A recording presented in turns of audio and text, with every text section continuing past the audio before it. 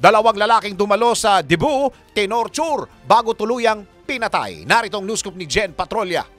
Patay ang dalawang lalaking minor de edad sa Cabanatuan City, Nueva Ecija. Kinilala ng otoridad ang mga biktima na sina Kel Joseph de la Cruz at Jamil Fermin. Sa salaysay ng magulang ng mga biktima, nagpaalam ang kanilang mga anak na dadalo sa isang dibu ng kaibigan. Gayunman, hindi na nakauwi ang dalawang binatilyo hanggang sa may nakakita sa bangkay ng mga biktima sa irrigation canal sa gilid ng kalsada. Nadatnan ng pamilya ang wala ng buhay na katawan ng mga biktima na may nakadagang motorsiklo. Halos hindi makilala ang isa sa mga biktima dahil sa tindi ng tinamong pinsala sa muka at iba pang bahagi ng katawan. Pinaniniwalaan ng mga pulis na tinurture muna bago pinatay ang dalawang lalaking teenager dahil sa mga natamo ng mga ito. Kumakalap na ng mga CCTV footage ang pulisya na maaaring makatulong o magbigay ng lead sa kanilang investigasyon. At yan ang aking news scoop. Ako si Jen Patrolya, nagbabalita ng tama, naglilingkod ng tama.